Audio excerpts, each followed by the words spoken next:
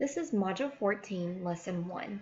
This is going to be a smaller module than the last couple that we have done, and it's going to be largely math-based. So make sure that you have your calculators and some scratch paper in order to do some work. For this first lesson, you're going to need the notes paper to go with this because I have a space for your example problems on there.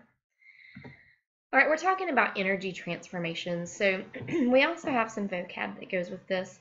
I'm just going to point out the highlights. You can pause the video and make sure that you have the definitions copied down for some notes, and then we'll go from there. So what we're going to be talking about largely is thermochemistry. Anywhere you see the prefix thermo, you need to be thinking heat. So obviously we're talking about heat that happens with chemistry. Something else that you should know is that anywhere you see potential in terms of energy, we're always talking about stored energy. We did kinetic earlier and said that kinetic means energy of motion, potential means stored. So a place that you would commonly see potential energy would be like in food that you eat. It has potential energy inside of it, and when your body digests it, you're turning that potential energy into other forms of energy that you need, one of which is heat. That's how you maintain your body temperature. So heat is a type of energy. It always transfers from high to low. I tell my students to think of go with the flow from high to low. It always moves from high heat to low heat. Now, you've been taught some misconceptions about this your entire life, and we're going to cover some of those through some of our examples here. Heat is going to be represented either with a lowercase q or a capital Q. Honestly, I don't know why. I just know that it is, and I'm the messenger, so instead of H, you have Q. Now, here's some ways that we could look at heat transfer. The refrigerator being one that you've probably been taught incorrectly most or all of your life. I've commonly heard people say not to leave the refrigerator door open like it is in the picture because you're letting the cold air out. And if you think about it, the room around the refrigerator inside the fridge should be less than 40 degrees Fahrenheit. Well, obviously your house is not 40 degrees Fahrenheit. Your house is probably, let's just say 70. So if the room air is 70 degrees Fahrenheit and inside the fridge it's 40 degrees Fahrenheit, heat should be moving from your room at 70 degrees inside of your fridge. So instead of letting the cold air out, you're actually letting the hot air in. So why does it feel cold? If you put yourself right here in front of it, you feel the cold air. It's because the heat is leaving the air around you and moving into the refrigerator, which leaves the space where you're standing here as a really skinny person floating in air. It leaves the space where you are feeling much cooler. So say it correctly. Don't open the refrigerator. Don't leave the fridge door open. You're letting the hot air in. All right. Here's another example. If you have a drink that has ice in it sitting out on a counter, well, then what's happening is that the room is much warmer. Heat is flowing into the drink. It's warming the drink up. Well, on the opposite end, if you have a cup of coffee that's hot, it's going to be hotter than the room, so the heat is going to leave the coffee and move out. It's always going from an area of high heat to low heat. Now, here's another example of heat transfer. What happens if you have two different temperature containers of water? Now, you have equal amounts of both. So, as you can see, they're both just less than 50 milliliters, but one's at 30 and one's at 50. What if we dump the 50 degrees Celsius water in here and raise it up almost to 100 milliliters? What would happen is that eventually their temperatures would meet in the middle. They would come to equilibrium. So if you have two different objects of similar sizes at different temperatures, they'll eventually even out. Now, what if one of these had more water in it than the other? Well, then it wouldn't be at 40. It wouldn't be in between them. It would be closer to whichever one of them you have more of. So keep that in mind. Sometimes on the final exam, they'll ask questions of this nature. All right, some more vocab. We're going to be talking about system and surroundings. In our examples earlier, when we had the coffee cup would be the system. It's the part of the universe that we're paying attention to, and the surroundings would be everything else around that coffee cup. In the fridge situation, the fridge would be the system, and then the room would be the surroundings. Law of conservation of energy says that we cannot create nor destroy energy. Like we can only transfer it. So whenever it seems that energy is disappearing, it's just turning into something else or moving somewhere else. You actually can't make it go away. And then we've had these words before, endo and exothermic.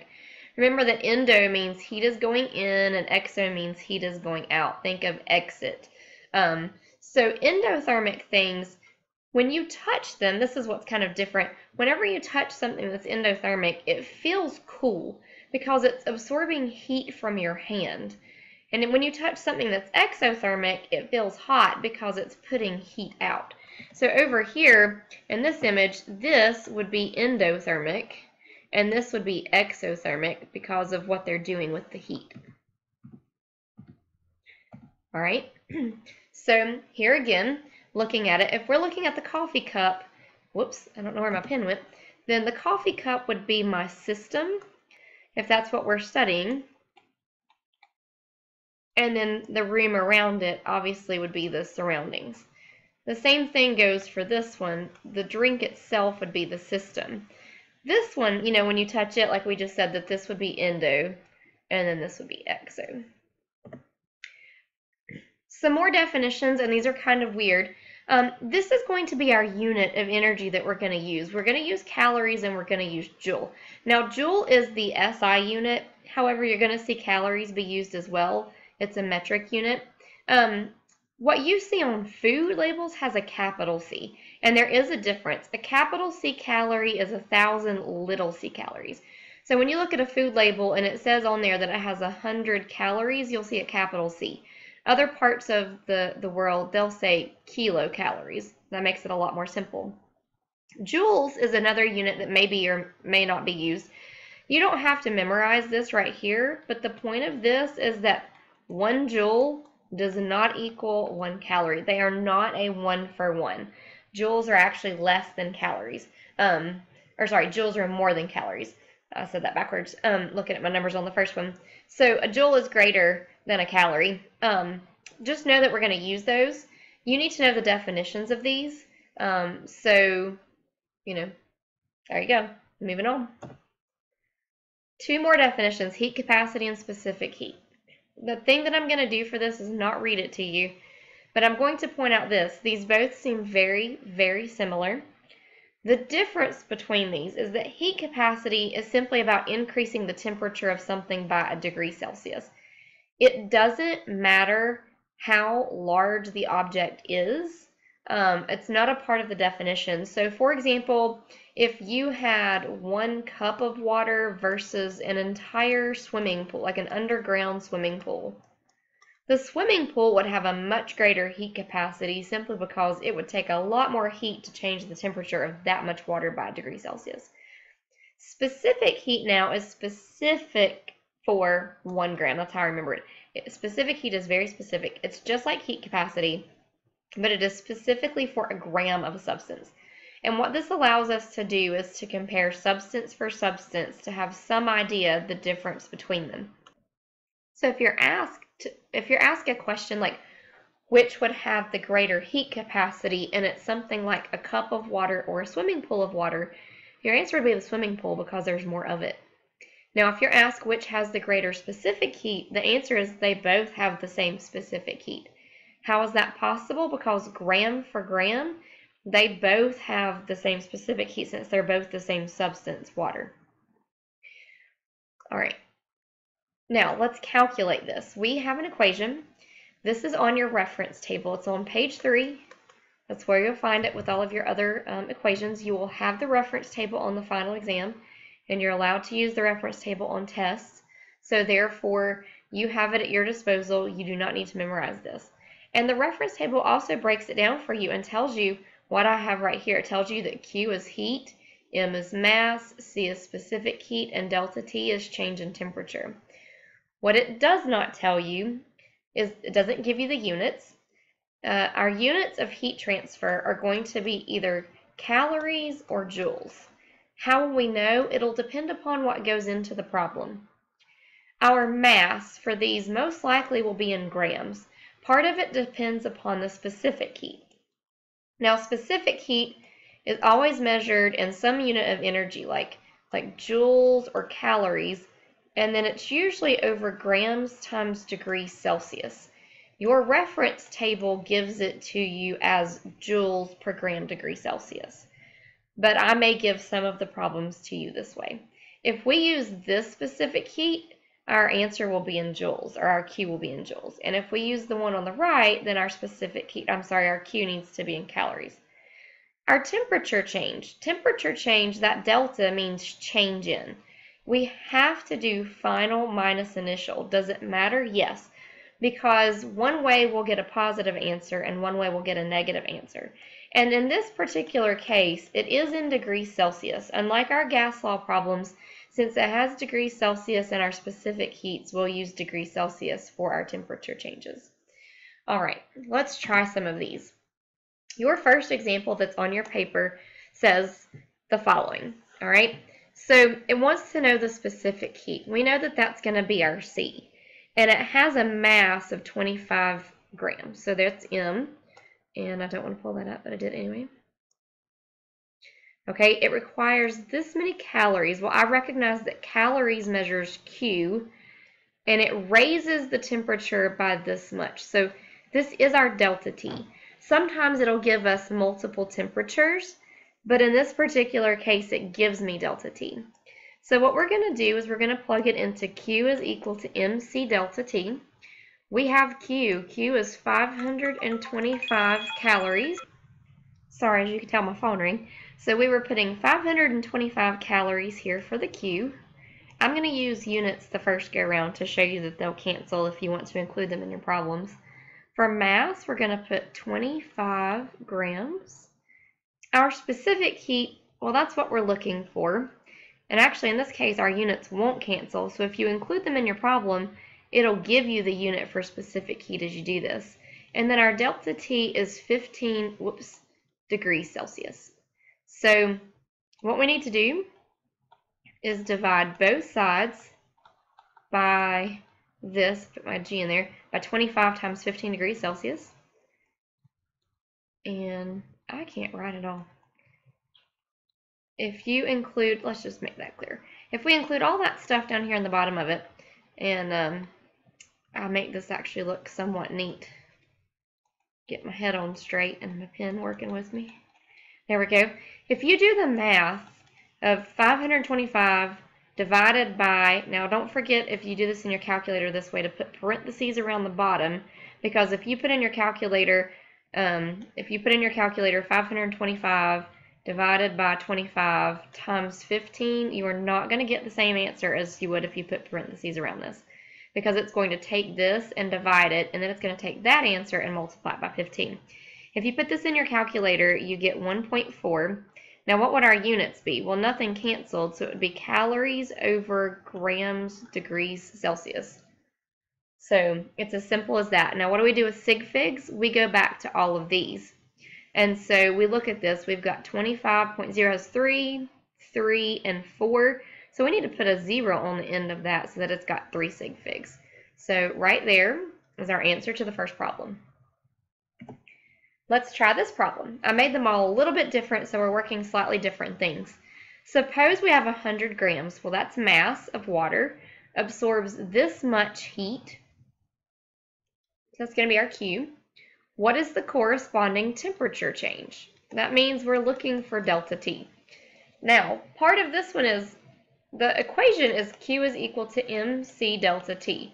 We've got Q, that's 1255.0 equals 100.0, but I don't have a C.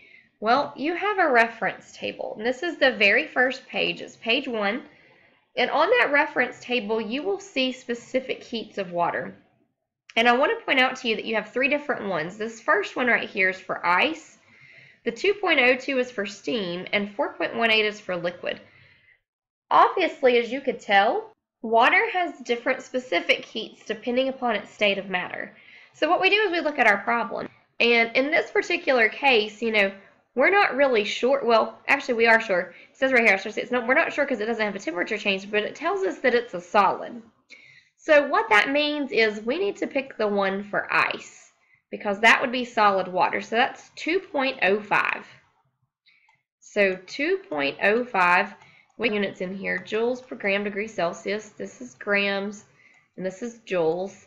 And then we're finding delta T. So now, grams would actually go ahead and cancel with this one. And so what we're going to do is we're going to divide both sides by the 100 times 2.05. I'm going to leave these alone right now. I'm going to reverse these because I accidentally wrote them down wrong. What that'll give us is delta T. Now, we still have the joules and the degree Celsius. Whenever you divide by those, remember that it's the same thing as multiplying by the reciprocal, like this. So what that's going to do is cancel out our joules, and it's going to leave us with degrees Celsius. So I get 6.12195 and a bunch more stuff. And that will be in degrees Celsius because that's all that's left. Now, let's look at sig figs. 4, 5, the less of those is 4. So I get to keep these right here. The 9 is going to round it up. So 6.122 degrees Celsius. That's the answer for this problem. Now, let's do one more. All right, here's our last one. How many joules? Well, we're finding Q. I don't know how I lost my pen. Let's see. We are finding Q. How many joules are required to raise the temperature of 100 grams, that's mass, of aluminum from this to this? So this time we have two different temperatures. Well, this is the initial temperature because it starts at 20, and this is the final temperature because it goes to 140. So if we're going to do delta T, that's going to be 40 minus the 20. So we can put our information here. Q is equal to MC delta T. Okay, the Q is what we're finding. Our mass is 100 grams. What about our specific heat? It's not given to me. Well, yet again, you have a table that gives you all kinds of information. And the problem is about aluminum. So you look right here and you'll see the specific heat of aluminum, and here's the units, joules per gram degree Celsius. So that is 0.897. And then our temperature change is 140 minus 20. Do the math for this one, and everything would have canceled at this point except for joules. And we end up with 10,764 is what my calculator says. So now let's go back and let's look at sig figs. This has 4. Now remember, when you subtract, the sig fig rules were about decimal places. So these all had 1 decimal place, so I get to keep all 4 of these moving into the problem. I'm not going to include my specific heat. That came off of a reference table. So we're going to have 4 digits in our answer that are significant. So that's going to be 10,760 joules, or you could say 1.076 times 10 to the 4th joules. Now, before you're on your own for practice, keep in mind that if the temperature is done properly, like sometimes you'll end up with a negative answer. And is that okay? Yes, it is, because a negative answer would indicate that heat was basically released instead of absorbed. Since this is positive, you're heating something up, you had to put heat into it. So if you end up with a negative temperature change, that just means that something lost heat. Or if you end up with a negative Q, that just simply means that something lost heat. So keep in mind that negative Q equals heat lost or released, okay? And so somehow I skipped on through that. What you're going to do now is you're going to finish the problems. You have the rest on your practice sheet. There are answers up until the end, and then you kind of lose your answers for the last few. I'm available during office hours if you need me, and you can contact me before then if you need me before that appointed time.